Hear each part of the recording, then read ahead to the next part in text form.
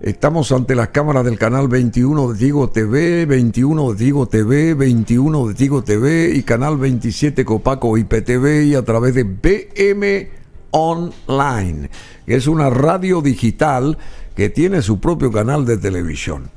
Bueno, saludamos a todos ustedes y también a nuestro siguiente invitado, que es un lujo siempre recibirlo, tenerlo, al querido doctor Víctor Pavón, que él es abogado, él es economista brillante, él es investigador, periodista, político, y ayer estuvo disertando, en un foro, ¿verdad? El Foro Latinoamericano de las Ideas, con la presencia de expresidentes latinoamericanos acá en Asunción, y ese foro prosigue hoy. Foro Latinoamericano de las Ideas hacia la región que queremos en la diversidad política. Se rotula, digamos, el eslogan de todas estas ponencias. Y ayer estuvo justamente el doctor Víctor Pavón disertando y dice que todos los expresidentes se levantaron y lo aplaudieron de pie en la Conmebol. ¿Fue así o no? ¿Cómo te va? Bueno, eso yo no dije, ¿verdad?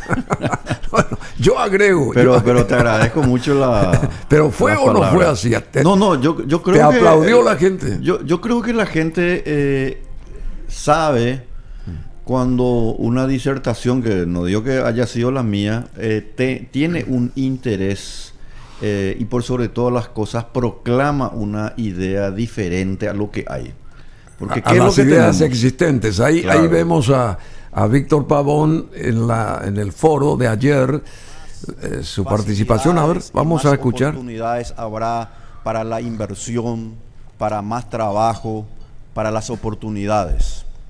El problema que estamos teniendo hoy en el siglo XXI ya se inició ciertamente luego del advenimiento de algunas ideas, precisamente ideas, porque las ideas son importantes, de ideas contrarias precisamente a la libertad.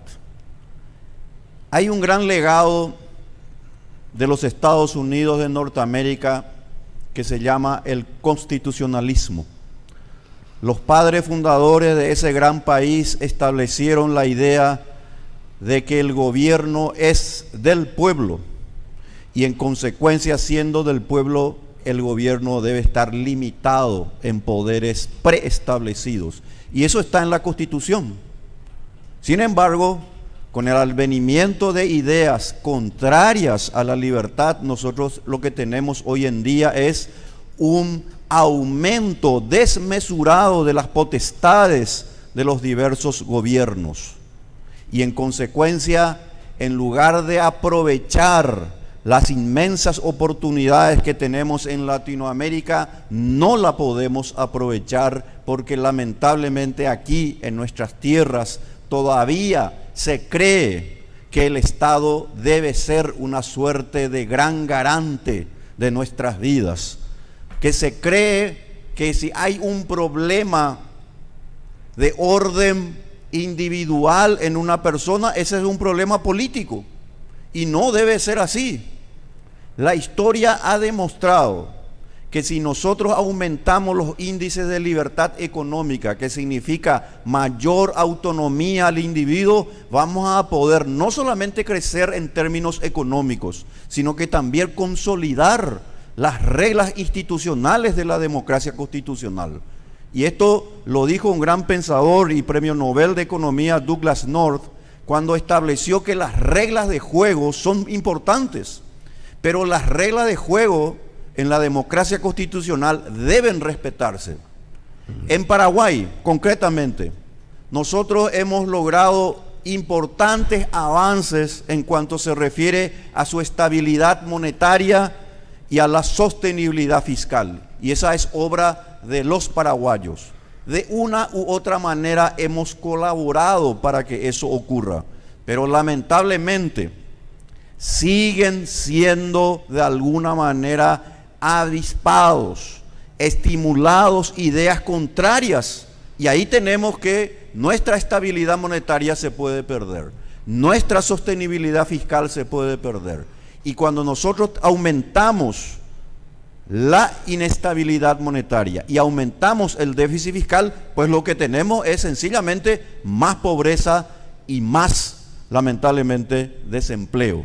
¿Qué tenemos que hacer? Pues lo que tenemos que hacer es comprender que Latinoamérica es ciertamente un continente que debe fundarse en los preceptos de la Constitución de la Libertad, porque esta es la historia en el fondo de Latinoamérica, y para ello en Latinoamérica tenemos que limitarnos a comprender que la revolución comunera de 1732 que se estableció por estas tierras le dio una gran oportunidad a este continente extraordinario. Antes, estoy hablando de 1732, antes de la independencia de los Estados Unidos, antes de la Revolución Francesa, en 1732 se levantó aquí una bandera que estaba expresada en una frase que consolida y es motivo para todo un seminario: libertad y buen gobierno. Esa consigna fue destrozada por los intereses lamentablemente mercantilistas que ya en ese momento se querían adueñar finalmente de los preceptos, de los derechos naturales de cada persona, de cada hombre. En qué interesante, a esa vieja qué interesante esto. Hubiera estado yo ayer, pero como siempre hay otras historias que pasan y no podemos asistir a las ponencias tan bien llevadas a cabo por Víctor Pavón. Libertad es sinónimo de buen gobierno, algo así es. Así mismo. Así dijiste. Esa consigna fue elaborada en la escuela de Salamanca, en España, que fue la que primero comprendió a través de la interpretación de los glosadores latinos de los escritos greco-romanos, y fue vuelto a poner en la cultura europea a través de la escuela de Salamanca y la escuela de Escocia, obviamente en los países nórdicos. Y la cuestión era muy sencilla: la reivindicación de la libertad, que no significa libertinaje, sino que responsabilidad por los propios actos, y que el gobierno tiene estrictas funciones que no pueden ser sobrepasadas, ¿verdad?, por personas de escasas luces y lamentablemente muy corruptas como la que hoy tenemos en el Paraguay. Lamentablemente, y ahí estaba, por ejemplo, una persona vendiendo chipa o, no sé, lanzando chipa en el Congreso, ¿verdad? Una diputada. Una diputada demuestra la baja ralea que tiene, intelectual, ¿verdad? Hasta yo diría hay que producir orden, chipa. Claro, de orden intelectual, donde obviamente no se ofrece al pueblo lo que el pueblo quiere es chipa. Que sus chipa, exactamente. Lo que el pueblo quiere es que sus representantes, a quienes el pueblo les paga, y les paga bien, porque son más de 30 millones de guaraníes mensuales, les devuelvan con leyes, y sobre todo derogando leyes y no creando nuevas leyes como la que lamentablemente se está pretendiendo en el gobierno entrante. Bueno, vamos a entrar en ese terreno. El modelo económico de Latinoamérica, un nuevo contrato social, ¿es todo esto? Bueno, yo hice allí, Bruno, allá te llamó la atención, ¿verdad? Por eso es muy importante hurgar en las ideas. Cuando yo leí, porque eso estaba obviamente en la presentación del foro, nuevo contrato social. ¿Qué es lo que significa el nuevo contrato social? Porque primero... Foro Latinoamericano de las Ideas, que hoy continúa todavía. Que hoy continúa, hoy está terminando. Hoy está terminando. El nuevo contrato social es una reminiscencia de Juan Jacobo Rousseau, que fue un gran pensador francés que escribió un libro que se llama El Contrato Social. El problema de Rousseau es que él, en un momento dado, abdica de la libertad y hace sobresalir la seguridad sobre la libertad.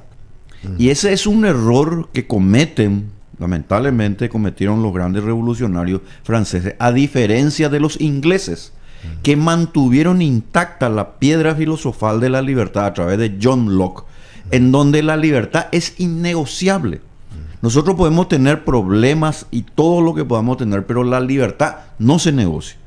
De que tengamos que tener un gobierno firme, fuerte, en terminar con los delincuentes. Todo eso se puede y se debe hacer, pero no negociando la libertad. Entonces, un nuevo contrato social, ¿qué es lo que significa? La agenda ambientalista, la agenda que viene de alguna manera a destruir los valores y los preceptos de la familia. Entonces, ese es un punto fundamental. Y otra cosa desde el punto de vista económico, Bruno, ¿verdad?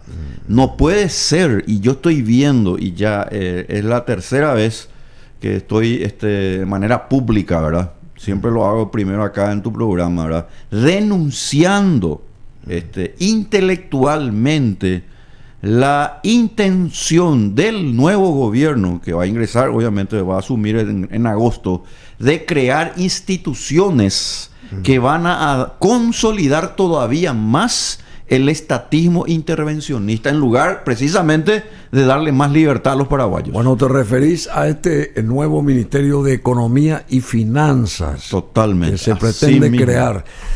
¿Cuál es esa? ¿En qué va a consistir esa diferencia?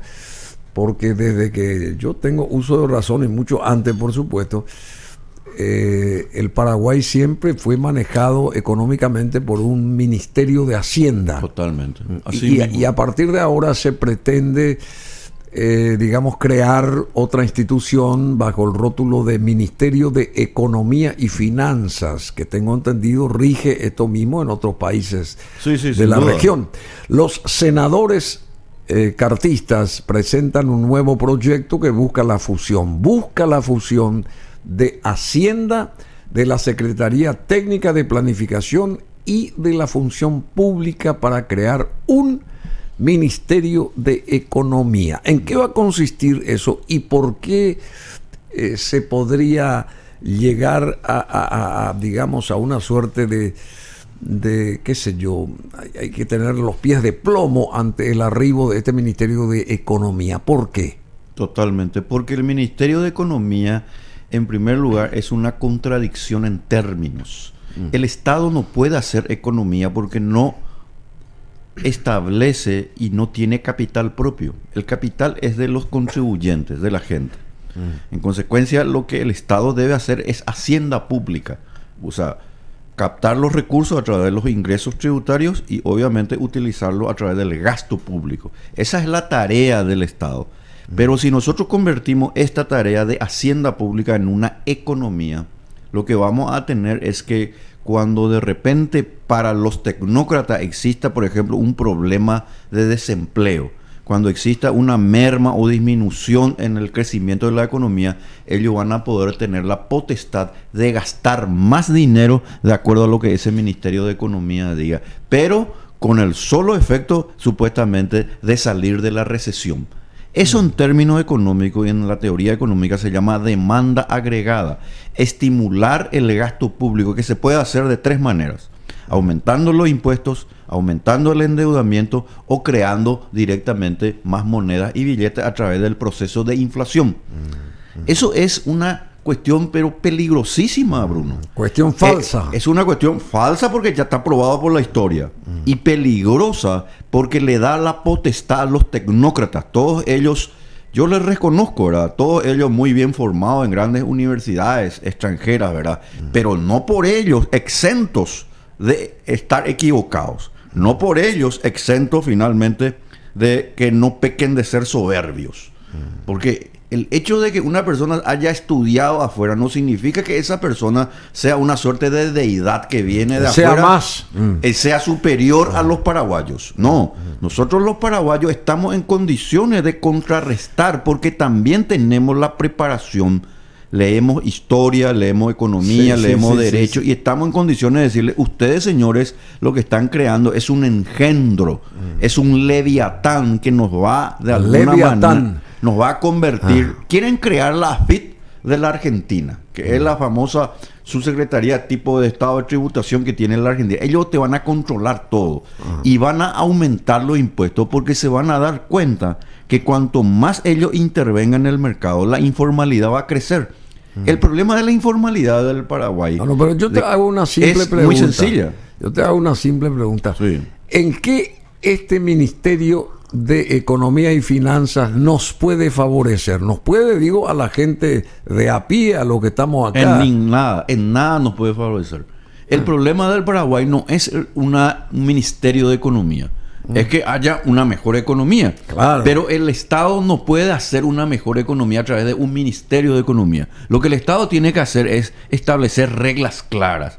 Tenemos que aumentar la seguridad jurídica y la seguridad ciudadana, que estamos aplazados. Eso se sabe y no hay necesidad de ser muy docto para darse cuenta. ¿Y el Ministerio de Hacienda desaparece si nace el Ministerio de Hacienda de Economía? desaparece y pierde pues así el ministro de Hacienda. Si no existiera el Ministerio de Economía pierde poder. ¿Por qué? Porque ahí lo va, claro, porque ya no va a tener la capacidad de guardar, estimular, fomentar el gasto público o la demanda agregada a través de monedas y billetes en consonancia con el Banco Central. Es decir, va a ser sencillamente un pasapelotas. Pero si fuera un ministro de Economía, un Ministerio de Economía, su capacidad o facultades sobre la economía es altísima. Por ejemplo, va a ser superlativa. Va a ser superlativa. ¿Qué va a hacer, por ejemplo, el ministro de Economía cuando nosotros entremos en un proceso de recesión como estamos haciendo ahora? En lugar de desregular la economía, en lugar de permitir que haya más libertad económica, desde luego, lo que hace el ministro de Economía y todo su cónclave de pseudo sabios allí, va a decir, no señores, lo que vamos a poner es más reglamentaciones. Vamos a salir a controlar a los que no pagan. Vamos a salir a ver quiénes son los que no cumplen con el código laboral. Vamos a salir a controlar a los que gastan, a los que ganan más. Y vos sabés que, Bruno, después ahí nomás está la raya ahí finita donde dice, todas las personas que ganan más, por ejemplo, de 20 millones de aníes, coloquémosle un impuesto de 1%. ¿Qué es 1% según ellos? Porque totalmente hay personas que ganan más de 20 millones. Ese es el comienzo de la pérdida de la libertad. Decime una cosa, ¿cuáles son las reservas que tiene el Paraguay en el Banco Central? Más de 11.000 millones de dólares. Sí, las reservas también. ¿Y por qué esas reservas, parte de las reservas, no se inyectan en el mercado para fomentar el dinero que tenga que estar fluctuante para generar otros empleos, otras, no sé si me entendés, otras. Entiendo perfectamente. ¿Por qué se guarda ese dinero? ¿Para qué se guarda ese dinero? Y se guarda precisamente para los momentos de vacas flacas. Sí, bueno, pero para de alguna manera si contener. vos acomodás, vas a tener momentos de vacas flacas mucho antes. Si vos le apretás el nudo a la vaca. Ese es un tema de fondo, Bruno, que me parece clave y muy importante, ¿verdad? Las reservas monetarias se pueden disponer de acuerdo a dos teorías. Una es la que vos estás diciendo. Si tenemos tanta reserva, ¿por qué no la usamos para de alguna manera utilizar en ciertos sectores? Bueno, ahí caemos nosotros lamentablemente precisamente en la demanda agregada. Utilicemos ese dinero ¿para qué? Para ayudar a ciertos sectores. Esa es la destrucción total, porque ese sector en realidad lo que no necesita es ayuda, lo que necesita es que el Estado salga de su intervención. Y la otra es que, obviamente, en la que yo me adscribo, tomando en cuenta la existencia del Banco Central, suponiendo que debe existir el Banco Central, que yo creo que no debe existir, es que a través de las reservas monetarias nosotros tenemos la capacidad de alguna manera de controlar también los tipos de cambio para evitar una suba muy fuerte finalmente, por ejemplo, del dólar. Yo no estoy de acuerdo con esa forma de intervención, pero dada la existencia del Banco Central, nosotros no tenemos que tocar nuestra reserva monetaria, sino que tenemos que tenerla allí para precisamente cualquier contingencia de orden cambiario, que obviamente son muy importantes, dada obviamente la importancia que tiene, ¿verdad?, el dólar en las economías, especialmente como el Paraguay.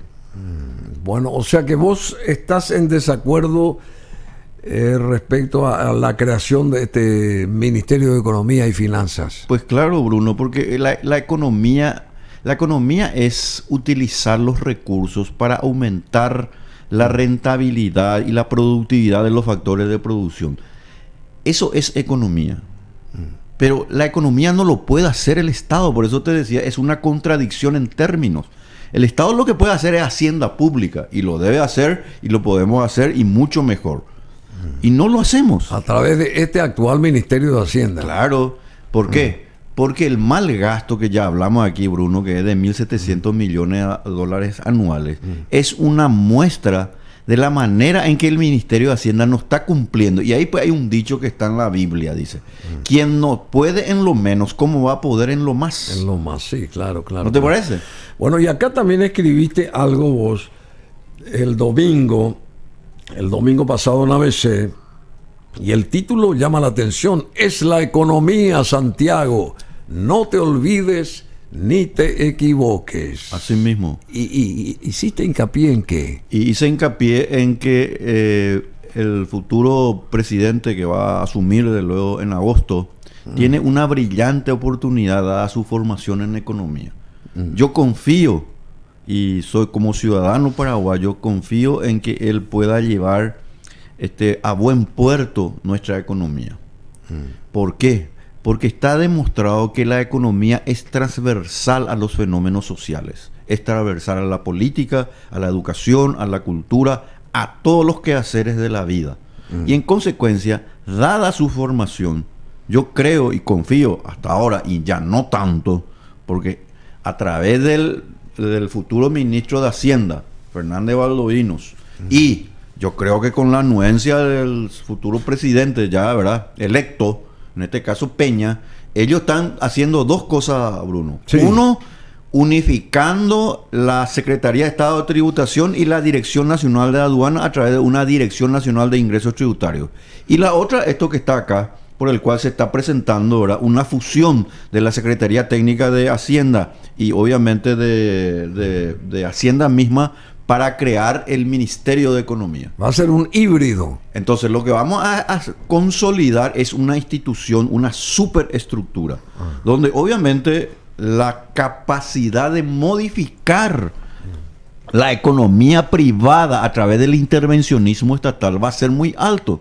Y ese no es un camino correcto para el Paraguay. Sí. Nosotros primero tenemos que mejorar nuestros egresos. El gasto público en el Paraguay está desorbitado y mal utilizado. Son 1.700 millones de dólares de mal gasto. Que desaparecen. Esa es una suma de dinero, Bruno, que en Anualmente. Estados Unidos o en Europa es altísimo. Podemos hacer 6 o 7 puentes sobre el Paraná o el Paraguay con esa suma de dinero. En consecuencia, primero mejoremos, hagamos que nuestro gasto público sea eficiente, ajustarse el cinto. Que los gobernantes se ajusten el cinto, utilicemos con rendición de cuentas, hagamos transparencia de los recursos que hoy se tienen, pero no vamos a crear un ministerio que va a poder intervenir finalmente en la economía a través de esa demanda agregada que es a través de creación de más moneda y billetes. Probablemente ya están pensando, y eso ya sería la acabose total. Vamos a tener que salir a la calle si ellos están pensando en crear nuevos impuestos. A mí no me extrañaría eso. No quiero ser Nostradamus, pero a mí no me extrañaría, dada la escuela a que ellos pregonan, que es la neo-keynesiana, dada la promoción de esa idea que ellos formalmente parten intelectualmente, ellos van a crear nuevos impuestos. Y eso nosotros tenemos como pueblo paraguayo, nunca tenemos que aceptar. Y eso es para beneficiar a organismos internacionales de finanzas. Por supuesto, porque la forma, si nosotros seguimos endeudándole al Paraguay, lo que vamos a tener es precisamente mayor dependencia de organismos internacionales. Por eso le nombraron a Benigno López, ¿verdad? En este órgano importante, ¿verdad? Del Banco Interamericano de Desarrollo.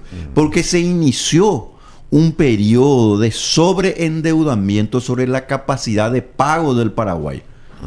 El endeudamiento era corto y era un endeudamiento todavía posible de pagar. Pero hoy en día el endeudamiento ya está llegando, topeando el 40% del Producto Interno Bruto. O sea, de cada 100 guaraníes... Es mucho. De cada 100 guaraníes que gana una persona, imagínense usted, señora, que está viendo, nos está escuchando por la radio o nos está viendo por la televisión.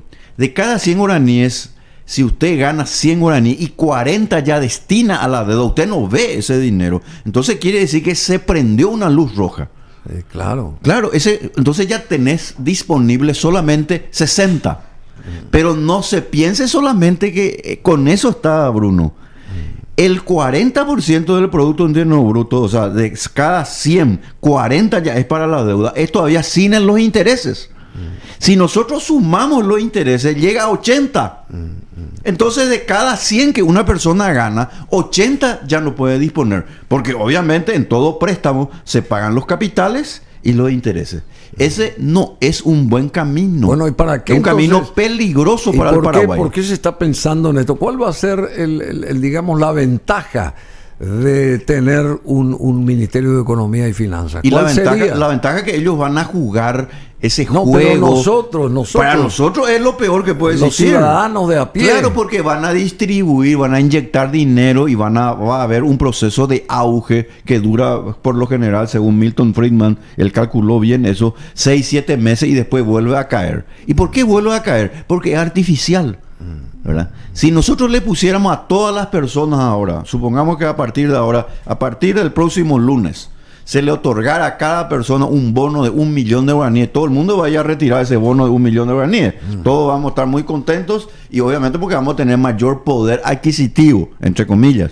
Pero eso no es algo natural en la economía porque no se produjo la cantidad de bienes y servicios. O sea, esta cantidad de dinero que ahora la gente va a disponer más va a crear algo que se llama inflación. Algo artificial. Es algo artificial porque las tasas de interés son lo que disponen finalmente la capacidad de inversión de un país. Y no es precisamente a través de medidas artificiales que va a proponer este Ministerio de Economía. Un Ministerio de Economía que se va a convertir realmente en la mano peligrosa de un Estado de por sí ya muy ineficiente. Los ciudadanos paraguayos tenemos que estar preparados, no solamente para decir no a esto, sino también para proponer. Eso es lo que distingue a la República, Bruno. Haya gente que realmente diga, no señores, esto está bien, esto es lo que hay que hacer. Y en todo caso, elijamos, de acuerdo a lo que diga finalmente el Congreso, lo que se viene. Pero en el Congreso yo no sé, porque hay gente que vende chipa y yo no sé si va a estar dispuesta a hablar sobre estos temas. Si va a tener capacidad. Bueno, y es la economía, Santiago. Es la economía, Santiago. No te olvides ni te equivoques. Apuntaste esto para que llegue, por supuesto, a oídos del futuro presidente.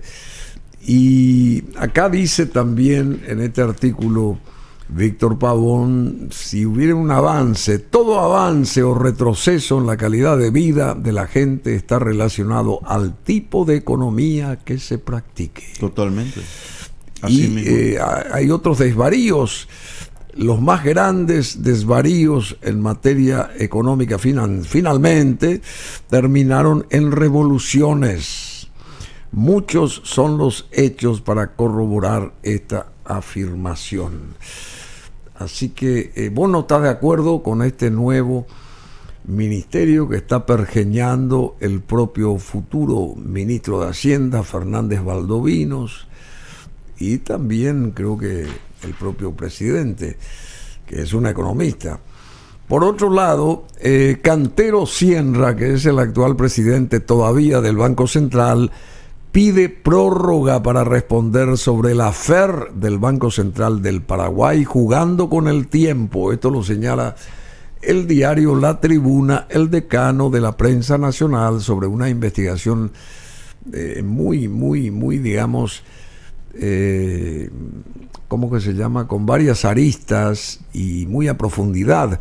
El presidente del Banco Central del Paraguay, José Cantero Cienra, solicitó una extensión de 5 días para remitir los antecedentes del polémico caso del sumario a Interfisa Banco. La Contraloría había emplazado al BCP a entregar los documentos en 5 días hábiles. El sumario había revelado presuntos manejos irregulares y ocultamiento de pérdidas. La prórroga solicitada evidencia los esfuerzos del Banco Central por ganar tiempo y retrasar el informe. No sé si estás al tanto de esto. Sí. Vos sabés que este es un tema muy delicado, Bruno, porque si se diera y se comprobara que el Banco Central de una u otra manera estuvo ocultando algunos datos. Que en este caso sería la de que los documentos muestren que había pérdidas Un en maquillaje. una entidad financiera o un maquillaje contable. Pues entonces el problema Peligroso es grave. sería. ¿Sabe por qué? Porque el árbitro metido a favorecer a una de las partes o a un jugador empieza a inclinar la cancha y obviamente le beneficia a uno y le perjudica a otro. ¿A quién le perjudica? A sus clientes. Sí, claro. Y eso es peligrosísimo. Eso nosotros tenemos que tomar muy en cuenta, porque todo lo que tenga que ver con el mercado de capitales, sistema bancario, sistema financiero, son como el termómetro por el cual se mueve una economía. ¿Y cómo continúa este cantero Sienra al frente del BCP? Y porque se tiene que investigar, obviamente. ¿Y cuándo van a dilucidarse el investigar? caso. Y ahora ya se está investigando. Y Sí, ahora bueno, por eso pero- le está pidiendo esta prórroga. Sí, bueno, pero... No es un tema fácil, porque vamos a ser sinceros, insisto, la cualidad que tiene un banco central es la de establecer reglas Claras. predecibles para la preservación del valor de la moneda. Uno. Y dos, para resguardar un ambiente propicio en el sistema financiero. Si nosotros, a través del Banco Central, no tenemos eso, estaríamos emitiendo una señal, no solamente contra los clientes de ese banco, sino que al todo sistema financiero bancario nacional, pero también internacional. Quiere decir que el rol de árbitro se está desdibujando. Ojalá que no ocurra así y esto obviamente se investigue, se dilucide como tiene que ser, porque esto es una cuestión muy técnica, pero al mismo tiempo es una cuestión eminentemente de carácter jurídico-económico. Ahí es donde el derecho y la economía se unen. Es lo que yo suelo mencionar mucho acá, Bruno, es la famosa escuela del derecho y la economía. El derecho y la economía son áreas del conocimiento que no son compartimientos estancos. Lamentablemente, en nuestro centro de estudios se enseña mal el derecho y la economía. Se enseñan como compartimientos estancos. Y no son compartimientos Decime, estancos. y mientras se investiga todo esto, este cantero Sienra no debe de dar un paso al costado y sube otra persona en su lugar como cabeza del BCP. No sé, pregunto. Bueno, Hasta tanto y cuánto esa es una decisión que él debería, a mi modo de ver, de dar. Claro. Ahora, constitucionalmente hay que ser sinceros, Bruno. Eso no sabes existe. bien que toda persona es inocente hasta que se pruebe lo contrario. Sí, el ya principio entiendo. de presunción de inocencia.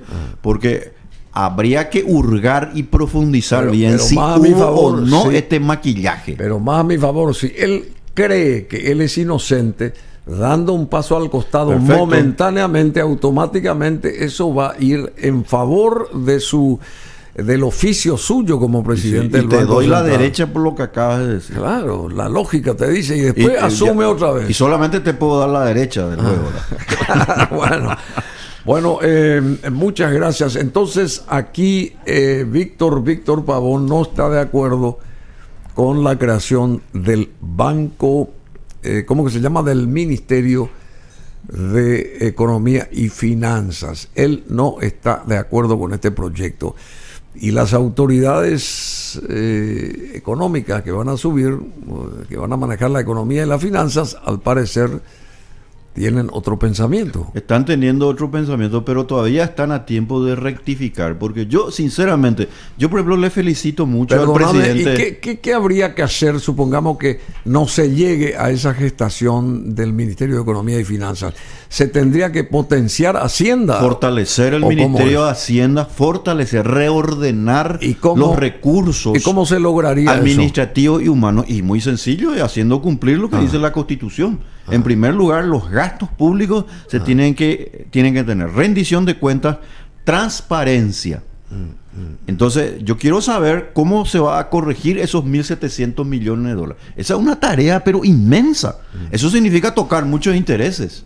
Eso significa tocar licitaciones amañadas, tocar los intereses de los amigos, en donde obviamente este gobierno que tenemos actualmente también debería rendir cuentas Que de muchas cuestiones. Nadie está consultando acerca de ese nadie punto. está consultando, como parecería ser, y se hace notar lamentablemente que solamente una de las partes, la que va a ingresar al gobierno, es el culpable de todos. Por eso es que yo le doy mi voto de confianza al presidente Santiago Peña.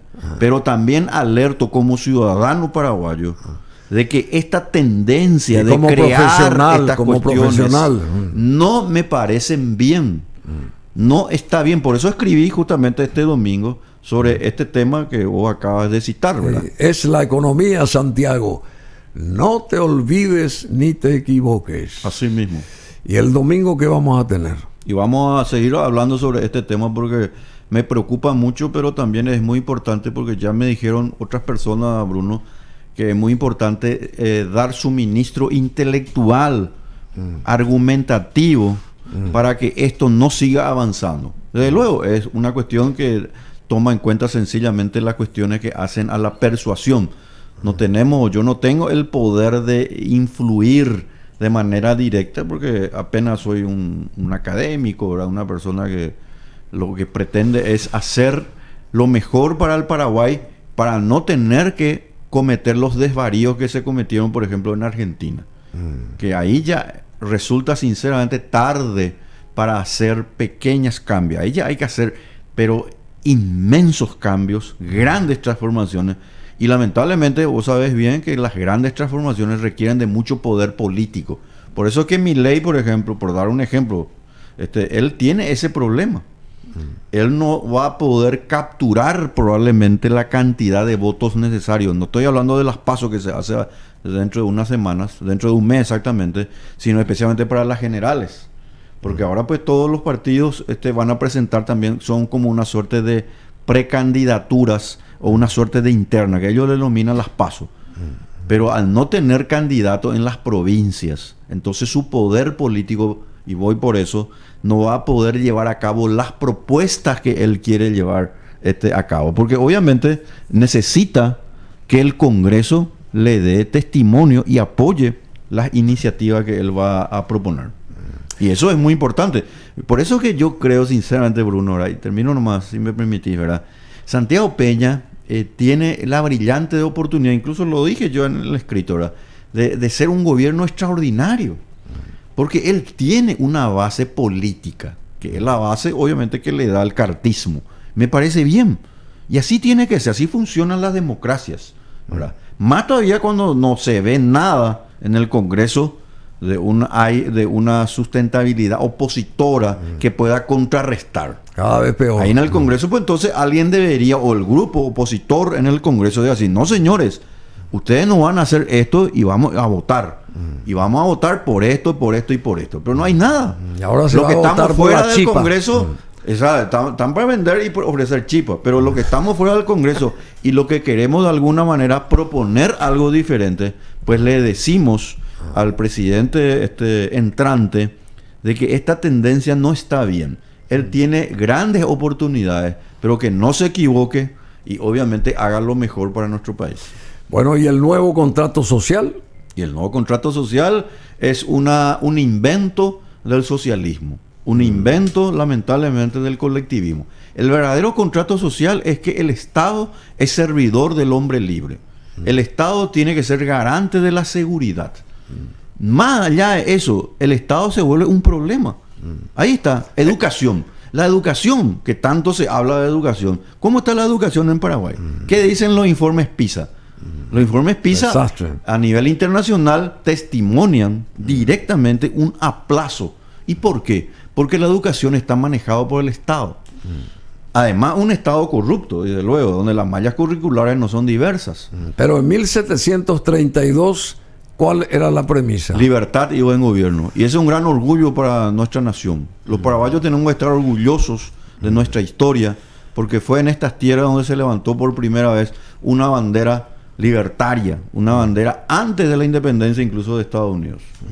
Y de la Revolución Francesa. Y de la Revolución Francesa. Que Es muy se va a importante. conmemorar. Especialmente para los jóvenes, Bruno, porque los jóvenes son los que van a tomar la posta para un Paraguay que necesita crecer económicamente, utilizar sus recursos naturales. Por ejemplo, esa ley del 2016 que ahora que hablamos de los médanos del Chaco, ¿verdad? Eso testimonia el plafón intelectual que tienen nuestros legisladores. Le están impidiendo a los inversionistas nacionales y extranjeros que utilicemos nuestros recursos naturales. Porque el Paraguay va a tener un problema de matriz energética en 10 años. Y si nosotros tenemos aquí en el Paraguay y lo tenemos en el Chaco, el gas para poder producir más y mejor, y obviamente cuidando el medio ambiente, pues ¿por qué vamos a impedir que eso se haga? Bueno, porque ahora tenemos la chipa. Porque ahora tenemos eso. Claro, bueno, muchas gracias, Víctor Pavón, muchísimas gracias. Vamos a... Porque esto es muy notable, ya es muy notorio lo que dijo él. Notorious se denomina la canción. Duran Duran.